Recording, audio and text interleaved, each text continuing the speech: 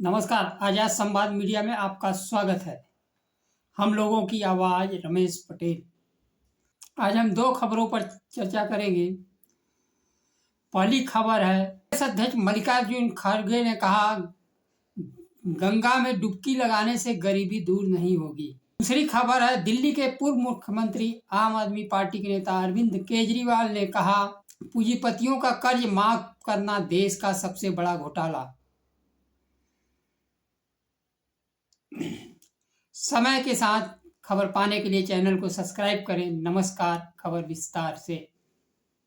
दिल्ली के पूर्व मुख्यमंत्री तथा आम आदमी पार्टी के संयोजक अरविंद केजरीवाल ने किसानों और मध्यम वर्ग के समस्याओं को लेकर प्रधानमंत्री नरेंद्र मोदी को पत्र लिखा है।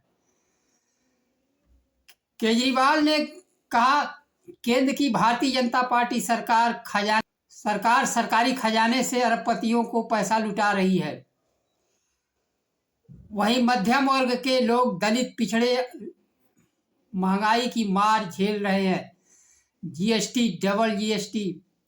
इसलिए मैंने प्रधानमंत्री से अनुरोध किया कि अरबपतियों का कर्जा न माफ किया जाए। अब तक अरबपतियों का 17 लाख करोड़ कर्ज माफ किया गया है। अरबपतियों का कर्जा माफ किया जाना बहुत बड़ा देश का घोटाला है। अरविंद केजरीवाल ने कहा, अगर अरबपतियों का कर्जा माफ करना बंद कर दिया या तो जीएसटी और आयकर की दरें आधी हो सकती हैं और खाद्य पदार्थों पर और शिक्षा सामग्रियों पर, किसानों पर, गरीबों पर जीएसटी की मार कम पड़ सकती है। दिल्ली में विधानसभा का चुनाव 5 फरवरी को होना है। आम आदमी पार्टी ने महंगाई से राहत के लिए मध्यम वर्ग को ध्यान में रखते हुए प्रधानमंत्री को खत लिखा। अगर प्रधानमंत्री चाहे तो किसानों को एमएसपी भी मिल सकती है, मध्यम वर्ग को जीएसटी में छूट भी मिल सकती है। नौकरी विहीन मध्यम वर्ग आज केवल धर्म के नाम पर अपने को संतुष्ट पा रहा है। मध्यम वर्ग केंद्र सरकार द्वारा लगाए गए अधिक कर के कारण पिस रहा है। मध्यम वर्ग को निचोड़कर पूंजीपतियों को कर्ज देकर माफ कर दिया जा रहा है। किसानों का यहाँ खेती में लागत मूल्य नहीं निकल पा रहा है, वहीं पूंजीपतियों को कर्ज भी दिया जा रहा है, माफ भी किया जा रहा है। जबकि किसानों को केवल 30 से 40 हजार करोड़ रुपए साल में दे दिया जाए तो उनको एमएसपी की गारंटी मिल जाएगी। जबकि पूंजीपतियों को औसतन 1.5 से 2 लाख करोड़ हर साल कर्ज माफ किया जा रहा है। वर्तमान केंद्र सरकार पूंजीपतियों को बढ़ावा देने वाली है और देश में अमीरी गरीबी की खाई को बढ़ाने वाली है। देश को रोजगार विहीन कर दिया गया। देश संसाधनों को पूंजीपतियों को कौड़ियों के भाव दे दिया गया है। यही नहीं, जो देश के उपक्रम लाभ में चल रहे थे उनको भी कौड़ियों के भाव सौंप दिया गया। गरीबों को अगर काम मिलेगा, रोजगार मिलेगा, नौकरी मिलेगी तो उसका लगभग 70% टैक्स के रूप में सरकार के पास दोबारा लौटकर पहुंच जाता है। सरकार को देना क्या है, लेकिन सरकार देश को आजादी के पहले वाला गुलाम बनाना चाहती है ताकि सक्षम नागरिक नहीं, मजबूर नागरिक रहे। दूसरी खबर है, कांग्रेस अध्यक्ष मल्लिकार्जुन खड़गे ने संविधान सभा के महू रैली में कहा, गंगा में डुबकी लगाने से गरीबी दूर नहीं होगी। साथ ही उन्होंने कहा, हमारा मकसद किसी को ठेस पहुंचाना नहीं है। अगर किसी को ठेस पहुंचता है तो मैं माफी मांगता हूं। कुछ दिन पहले आजाद समाज पार्टी के नेता और सांसद चंद्रशेखर आजाद ने कहा था, जो पाप किया है वो गंगा नहाए।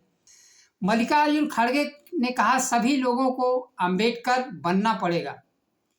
अंबेडकर बनने का तात्पर्य है कि संविधान की जानकारी रखना पड़ेगा, अपने हक अधिकार को जानना पड़ेगा।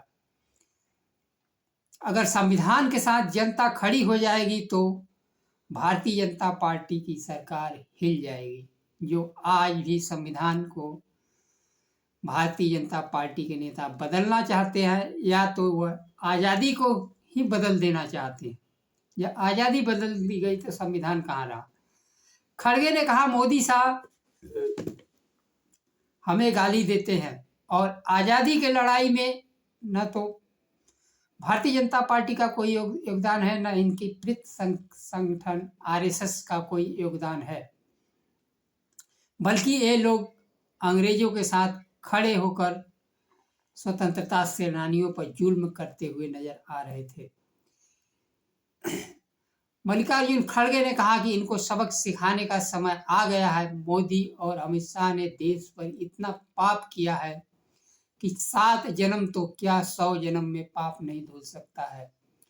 लेकिन भारत में पाप धुलने के लिए गंगा है।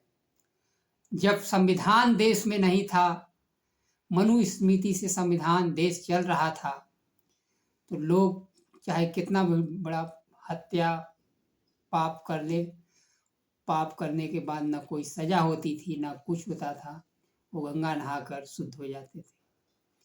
तो यह एक तरह से गुलामी का प्रतीक है। गुलामी करिए, चाहे जिस प्रकार उनका शोषण करिए वंचितों का, फिर गंगा नहाकर शुद्ध हो जाइए। न संविधान है न कानून है। मल्लिकार्जुन खड़गे ने कहा कि आज दलितों को घोड़ी पर चढ़ने से भी रोका जाता है। धर्म के नाम पर गरीबों का शोषण और लूट किसी समाज में होगी तो हम बर्दाश्त नहीं करेंगे। जब भूखा मर रहे हैं, रोजगार नहीं मिल रहा है, लेकिन करोड़ों रुपए खर्च करके लोगों को डुबकी मार रहे हैं। अगर इतना हजारों करोड़ रुपए खर्च कर किसी संस्थान को डाला गया होता तो लाखों लोगों को रोजगार मिलता। संविधान में धर्मों को अपने ढंग से मनाने की आज़ादी है, लेकिन सरकार को धार्मिक रूप से धर्म मनाने की आज़ादी संविधान में प्रदत्त नहीं है। यह एक तरह से संविधान की अवहेलना है। संविधान में चाहे जिस धर्म का हो, सभी को बराबर का अधिकार है। शोषण करना ही कुछ लोग अपना अधिकार समझते हैं। यहाँ गंगा में डुबकी लगा रहे हैं। आपका शिक्षा, नौकरी, अधिकार कहीं न कहीं एनएसएफ हो रहा कि खाली पड़े पदों को भर्ती नहीं किया जा रहा। जबकि लोकसभा चुनाव में कांग्रेस नेता राहुल गांधी ने कहा था कि 30 लाख पद खाली है। इस 30 लाख पद को आज न तो विपक्ष उठा रहा है न तो सत्ता पक्ष। इस 30 लाख पद गए कहाँ? अगर एक 30 लाख पद घोषित हो जाए तो हो सकता है कि एक पद हमारे भी हिस्से आ जाए, तो हम भी चलकर गंगा में डुबकी लगा दें। पीड़ित शोषित समाज को रोजगार की जरूरत है। ये अपनी मेहनत से अपने को आगे बढ़ जाएंगे, लेकिन इनको अवसर को छीना न जाए। देश के सरकारी संस्थान और उपक्रमों को बेचने के लिए समर्थन जो लोग कर रहे हैं, वह एक राउंड एक चक्र सरकारी नौकरी पा चुके हैं और उन्हीं की देन है कि सारी सरकारी कंपनियां घाटे में चली गई। वो एक तो काम नहीं किए, दूसरे संस्थानों को बेचने का समर्थन भी कर रहे हैं। संस्थानों में भागीदारी जनसंख्या के अनुपात में नहीं है। न सरकारी नौकरियों में जनसंख्या की अनुपात की तो बात छोड़िए, जो आरक्षण दिया गया उस आरक्षण में भी एलएसएफ करके नौकरी नहीं दी जा रही है। आज देश में सबसे बड़ी जरूरत है, जिस प्रकार से राहुल गांधी कहते हैं कि देश को जानने के लिए जातिगत जनगणना जरूरी है, ताकि हम मालूम हो सके कि किसको रोजगार मिला, किसका हक कौन खा रहा है। लेकिन आज भारतीय जनता पार्टी और प्रधानमंत्री नरेंद्र मोदी जातिगत जनगणना कराने से बचने के लिए जनगणना को ही टाल रहे हैं। सारे देश में सभी काम, चुनाव, सब कुछ होता रहा, लेकिन जनगणना 2021 में होना चाहिए, आज तक नहीं हो पाया। यही हमारे विश्वगुरु है। देश की सरकार बिना आधार की चल रही है। किस आधार पर किसको क्या दिया जाए? वही हिंदू धर्म की तरह कि पाप कर लो, गंगा नहा लो, मुक्ति मिल जाएगी, उसी प्रकार से रेवड़ियाँ पट रही हैं बिना डाटा का। कहाँ जा रहा है, किसको जा रहा है, कुछ अता पता नहीं। वह भी जातिगत जनगणना, ताकि यह मालूम हो सके कि किसके पास कितनी आर्थिक संसाधन है और कौन किसका खा रहा है, कौन किसके पास कितनी शिक्षा है, सारी जानकारियाँ सामने आ जाए। और कौन नौकरी और ठीका से NSF हो रहा है। राहुल गांधी जिस प्रकार से आरक्षण और संविधान, जातिगत जनगणना की मांग ऊंची आवाज में उठा रहे हैं, दलितों, शोषितों, पिछड़ों की राजनीति करने वाले न्याय, चाहे अखिलेश यादव हो, नीतीश कुमार हो, बहुजन मायावती हो, सभी लगभग चुप है। नीतीश कुमार आज सक्षम है कि उस देश को नौकरी भी दे सकते हैं और बिहार की आरक्षण 9वीं अनुसूची में शामिल भी करवा सकते हैं, लेकिन वो अपनी कुर्सी के लिए चुप है। लेकिन जब वो अपने लिए चुप है तो आज नहीं तो कल कुर्सी तो उनकी जानी है। पार्टी अब तक जितने लोगों से सहयोग ली, उनको खड़ा होने लायक नहीं छोड़ा है, चाहे वो मायावती हो, शिवसेना हो, चिराग पासवान हो, कि संसद में सदस्य भले जीत कर आ गए हैं लेकिन उनकी भी पार्टी टूट गई। नवीन पटनायक हो, चंद्रशेखर राव हो, जगन मोहन रेड्डी हो, सभी लोगों को पारी के पारा समर्थन लेना और अपने हिसाब से करना, फिर उनको खड़े होने लायक नहीं छोड़ना। यह भारतीय जनता पार्टी की नीति है और इससे नीतीश बच नहीं सकते। बिहार के मुख्यमंत्री नीतीश कुमार सबसे पहले जाति की जनगणना अपने राज्य में कराने वाले सामाजिक न्याय के मुद्दे पर आज चुप हैं।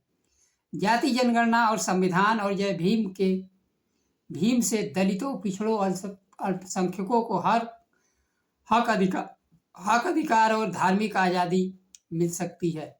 आज के लिए बस इतना ही। नमस्कार। जय संविधान।